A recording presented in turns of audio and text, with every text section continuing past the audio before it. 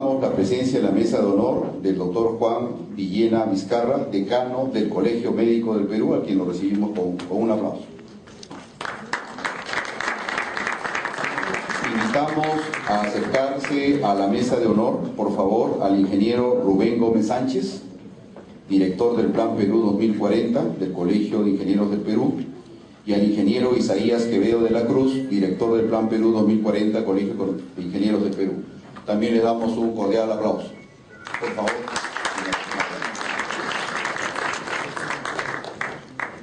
Siguiendo con este foro, Perú hacia el 2021, visión de los colegios profesionales, tengo el agrado de anunciar la conferencia magistral Desarrollo Urbano y el Ordenamiento Territorial. El expositor es el arquitecto Javier Sota Nadal, ex decano del Colegio de Arquitectos del Perú, ex ministro de Educación del Perú. El arquitecto Javier Sota Nadal estudió en la Facultad de Arquitectura, Urbanismo y Artes de la antigua Escuela de Ingenieros, graduándose de arquitecto.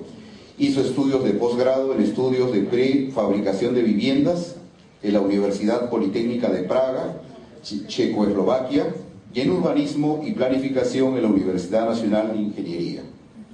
Fue director general de la Oficina de Planificación de la CONAPS entre 1976 y 1980 y de la Junta de Administración del Fondo Nacional de Desarrollo de Propiedad Social.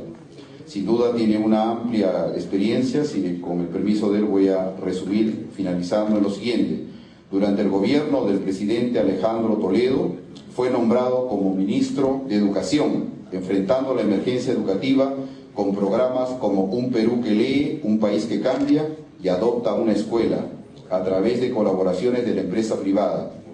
Desarrolló el proyecto Huascarán con el fin de impulsar el uso de las nuevas tecnologías de la información en las zonas rurales del país. Creó la entidad Promolibro para implementar bibliotecas y proporcionar libros y textos escolares a las instituciones educativas, promoviendo un plan de difusión de la lectura en la ciudadanía. Lo recibimos con un cordial aplauso al arquitecto Javier Sota Nadal.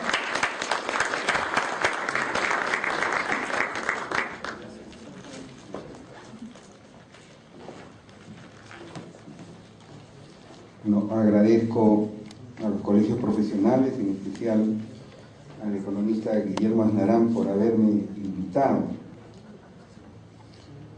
Ciertamente esta no va a ser una conferencia magistral, simplemente quiero comunicarles algunas inquietudes, algunas ideas que he procesado en las últimas semanas a raíz de esta invitación que recibí.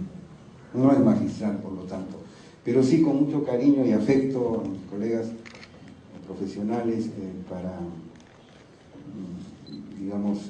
transmitirles algunas inquietudes sobre el tema que me convoca. Lo primero que tengo que decirles es lo siguiente, que las lógicas de operación del territorio, en lo que ahora llamamos Perú, siempre han existido, nunca han dejado de existir y siguen existiendo en este momento, porque mi tema es el territorio, el urbanismo, el espacio. Pero estas lógicas no siempre han sido pertinentes ni adecuadas. El problema es que en el Perú moderno, en el Perú republicano, nunca han podido ser estas lógicas ni racionales, ni sostenibles, ni consistentes. Y especialmente ustedes lo pueden constatar en nuestro sistema urbano. La exposición del doctor Daniel Chilowski, excelente exposición, esperanzadora. Yo por lo menos manifiesto que coincido plenamente, muy ilustrativa.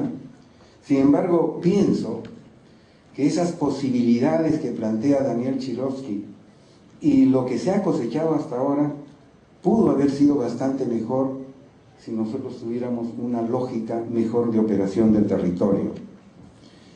Al pensar sobre el tema que me plantearon, no siendo especialista ni habiendo estudiado los últimos años en el tema, quise ser original y alguna vez escuché a alguien que decía que para ser original hay que volver al origen, es decir, hay que volver a lo sencillo. Por eso es que, con debido respeto a ustedes, les alerto, les digo que hay que hacer una distinción entre geografía y territorio, que yo no la tenía muy clara, la intuía, pero la geografía simplemente es la descripción de la Tierra. Pero debemos aplicar siempre el principio antrópico en todo, inclusive en las ciencias exactas. Y el principio antrópico dice que todo aquello se modifica cuando la percepción humana actúa. En ese sentido, por ejemplo, Marte se está humanizando, a pesar de que por una intermediación y no directamente, pero sí con nuestros sentidos, estamos viendo, analizando, por lo menos la NASA, espero que comparta sus conocimientos, está analizando ese planeta. En cambio, el territorio es la porción de superficie terrestre que pertenece a un estado, nación, región o etnia. Por lo tanto, cuando hablamos del territorio no podemos escindir ni la cultura ni las poblaciones sucesivas que han operado sobre ella. No es pues el territorio peruano una geografía pura. El hombre la ha ocupado por lo menos desde hace 12.000 años y por lo tanto no es un vacío cultural. Por eso que nosotros deberíamos cuestionar, y cuestionar no es necesariamente atacar aquello de la conquista del Perú por los peruanos o la colonización de la selva, que son conceptos equívocos desde todo punto de vista. La selva, nuestra selva, ha sido ocupada y está siendo ocupada hace miles de años con una cultura de ocupación particular. No hay pues en el Perú geografía pura, hay un territorio en el cual se han superpuesto una serie de capas de ocupación cultural. Siguiente, por favor. La siguiente.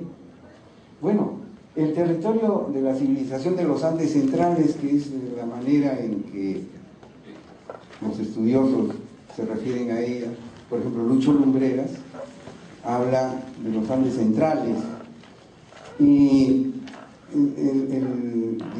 el último nivel, lo más cercano que tenemos a esa operación es el Tahuantinsuyo. Ahí tienen el plano, el mapa de América y vemos la extensión que tenía el Tahuantinsuyo. La siguiente, por favor. Yo me he permitido hacer una caracterización con mucha audacia, esperando la comprensión de ustedes. Probablemente ya hay caracterizaciones mejores que esta, ¿no? Pero hay una etapa autonómica de operación de esa cultura sobre este territorio, sobre el territorio peruano, que es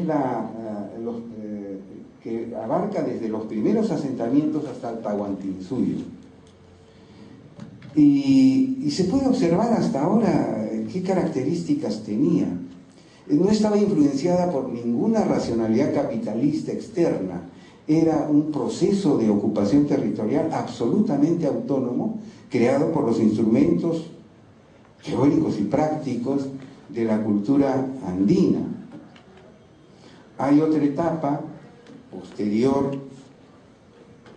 que es la etapa virreinal, que yo no le digo colonial porque nosotros no fuimos colonia, nosotros fuimos un virreinato y eso marca una diferencia en nuestra identidad, que va desde la conquista hasta 1821. Ahí se superpuso a la lógica anteriormente existente, porque la lógica del Tahuantinsuyo era una lógica muy armoniosa con el territorio. Como ustedes, yo me he preguntado por qué Machu Picchu está ahí y no en otro sitio. Claro que es muy poético decir, y en parte lo es, como decía Neruda, donde los pies del hombre yacen junto a las del cóndor. Pero después se descubre que esa era una zona endémica de paludismo y que por lo tanto ocupar esas alturas era conveniente desde el punto de vista de la salud y además era accesible con los medios de transporte que en ese momento se realizaba. Y como no había tierra de cultivo, tuvieron que producir tierra. Es una lógica absolutamente distinta a la que posteriormente viene con la conquista, porque siendo colonia, este territorio fue explotado, por lo tanto los trazos en ese territorio tenían que corresponder a esos intereses coloniales.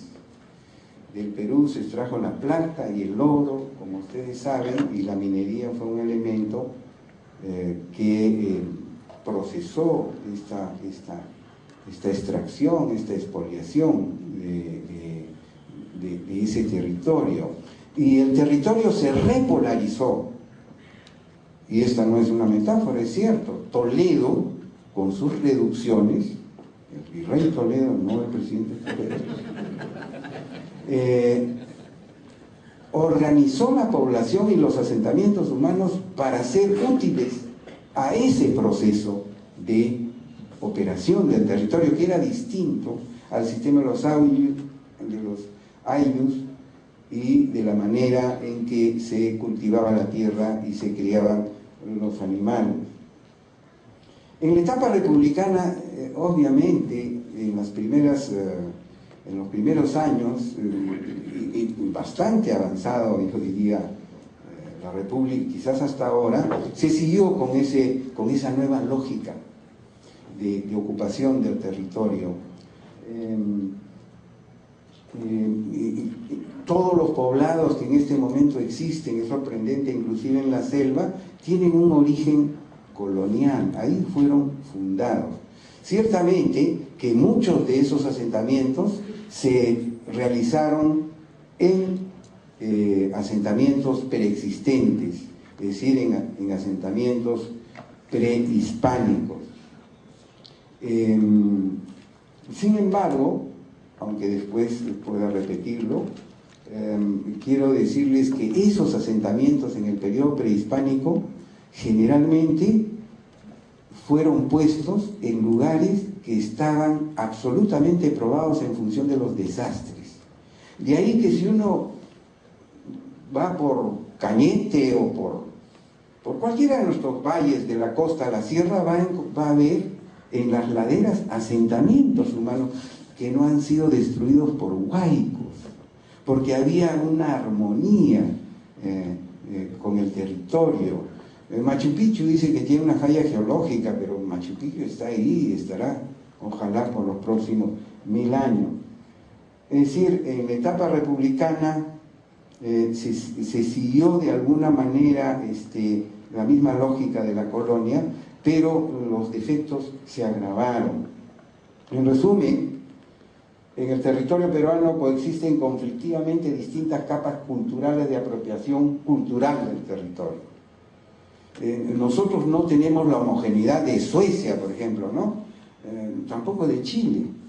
Aquí sobreviven varias capas tecnológicas. He visitado los modernos campos agroexportadores de Ica, es extraordinario. Cómo es que se procesa ahí, cómo es que se planta, cómo es que se cosecha, efectivamente hay pleno empleo, pero sobrevive la chaquitaria en nuestros Andes y sobrevive la economía agrícola de autoconsumo y una tecnología apropiada para ese nivel. Entonces el Perú tiene un espesor tecnológico, no tenemos la modernidad, y no lo digo negativamente, simplemente lo señalo, que puede tener Chile, por ejemplo, o Argentina. Ellos más bien se mueven en un espesor tecnológico casi absolutamente moderno. El Perú tiene la riqueza de tener varias capas tecnológicas, algunas en extinción, ¿no? Que uno las puede ver además cómo se extinguen. Por ejemplo, los trajes de los bailes puneños ya no son hechos en telar, ni las máscaras estas son producto de las artesanías que existían, sino el industrialismo y el producto de la industria los está modificando poco a poco. Por lo tanto, esto de nuestras diversas capas tecnológicas que coexisten, debemos verla con nostalgia, porque tienden a desaparecer, y van a desaparecer, creo que es ineluctable. Deberán conservarse de alguna manera, pero no me atrevo a decir de qué manera, porque también las personas no son parte de un museo. Hay una nueva ruralidad.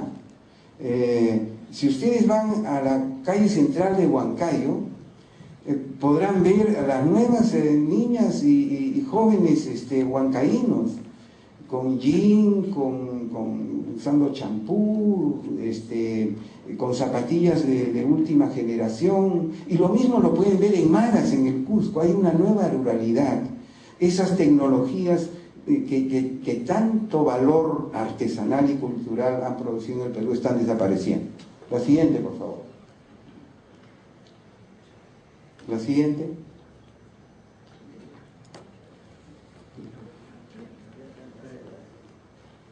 La anterior.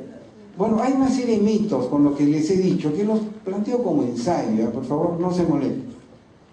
La selva es un vacío cultural, eso es absolutamente falso. No es un vacío cultural.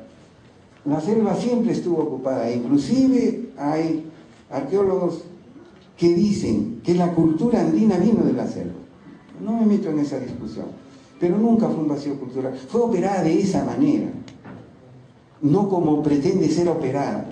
Y todos los daños que se han hecho a la selva desde el punto de vista ecológico se producen por esa otra operación que transgrede, que violenta los sistemas ecológicos.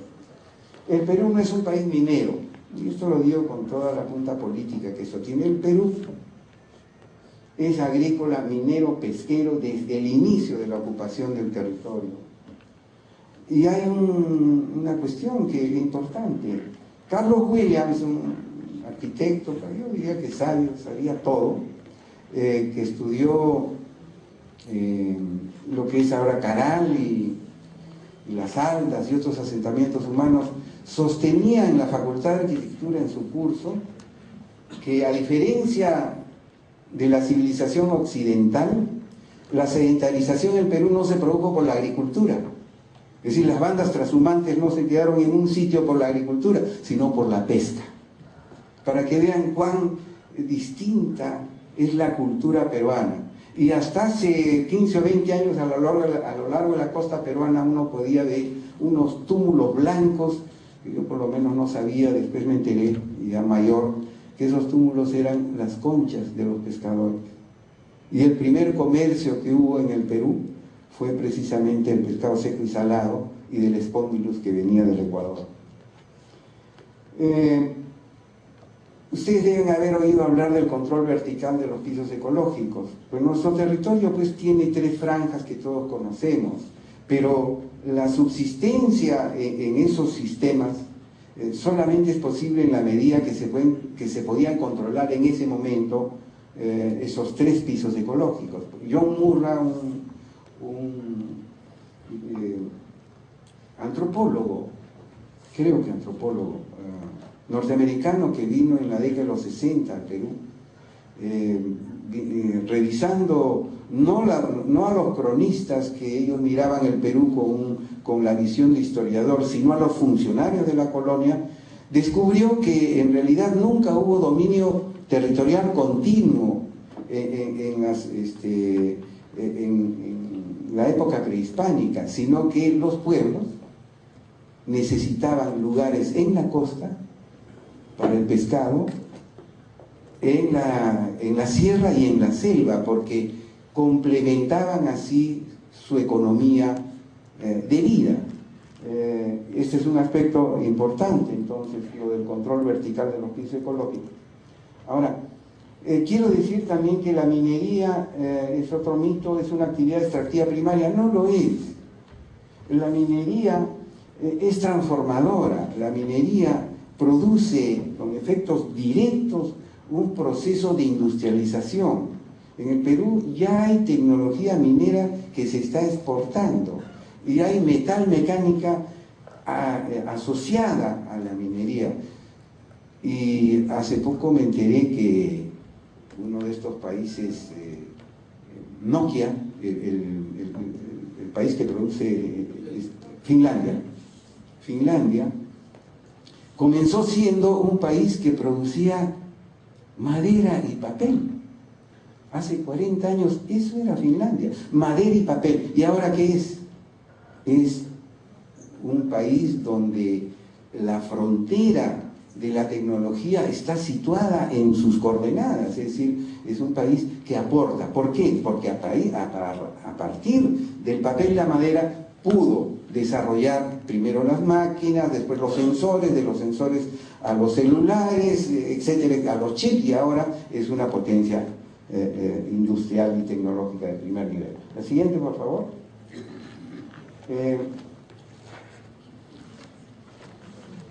El proceso de urbanización, voy a correr en este caso, en el periodo andino, los conceptos que les he vertido antes los voy a referir ahora a lo que he llamado tentativamente el proceso de urbanización.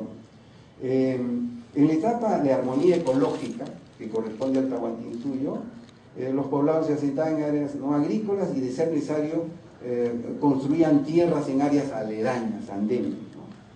Había una estrategia de prevención de desastres muy clara, aunque parece que en el norte sí hubo problemas con un niño en Chiclayo, que un pueblo Fempayec fue tirado al mar porque lo acusaron, mejor dicho, creyeron que era por culpa de él que el niño había venido y había arrasado sus templos, sus sembríos.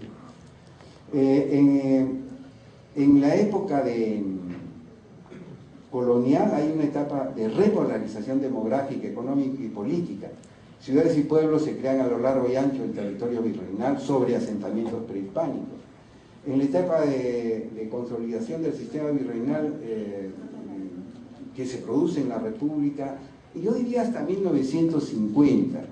Yo soy provinciano, llegué a Lima en 1950, y Lima no es lo que es ahora, era una ciudad con fronteras. Esto era, por supuesto, una chacra, y además era una sociedad, si bien con grandes diferencias de clase y actitudes racistas, sin embargo las diferencias no eran tan grandes. Al Estadio Nacional se iba con sombrero y corbata, a las tribunas populares. Hay fotos que ustedes pueden comprobar. Pero ¿qué pasó? A lo que yo denomino la etapa del colapso del sistema urbano peruano 50 al 2000. La migración del campo a la ciudad, esto los economistas pueden explicarlo mejor. El campo no pudo aumentar su productividad por la división de la tierra, y impulsó a la gente a migrar a la ciudad. ¿Y quiénes llegaron a la ciudad? Los más capaces, los que tenían la fuerza de migrar. Pero ¿qué pasó? El Estado ni la sociedad peruana fueron capaces de albergar formalmente a esas poblaciones migrantes. ¿Qué hicieron? Invadir. Entonces el crecimiento de nuestras ciudades, ya estoy terminando, no se aburran por favor, básicamente es en base a invasiones. Si ustedes van al Google y ven el mapa de todas nuestras grandes ciudades, van a ver que hay un casco central consolidado y unas barriadas gigantescas. Arequipa, que hoy día celebra su aniversario, es un centro maravilloso, pero una barriada inmensa, mi querido Manuel. No, es una bonita ciudad.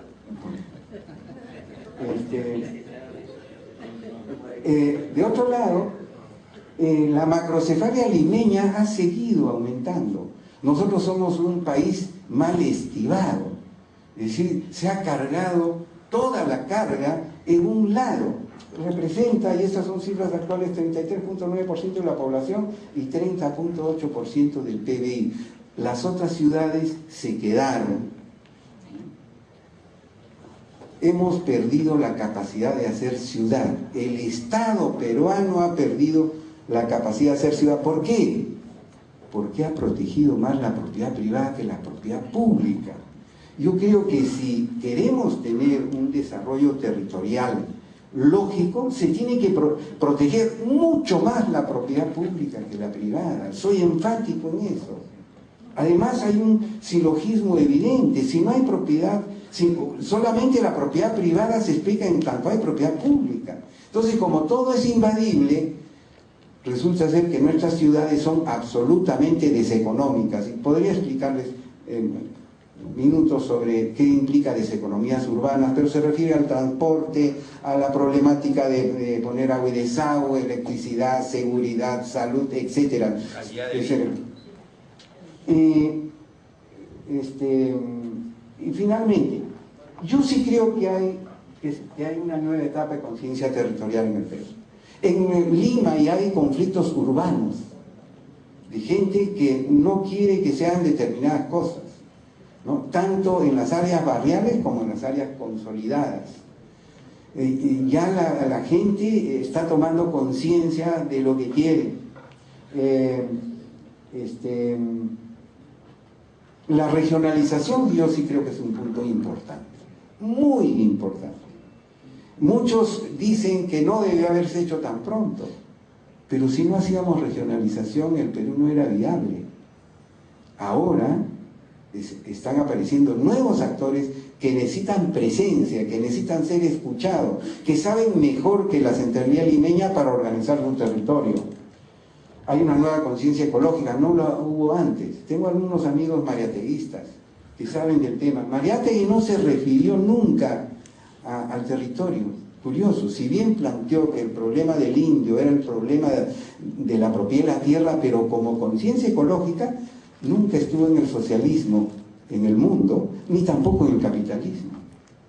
Ahí tenemos el Cerro de Pasco para que vean cómo es que el capitalismo no tenía ninguna consideración para el medio ambiente.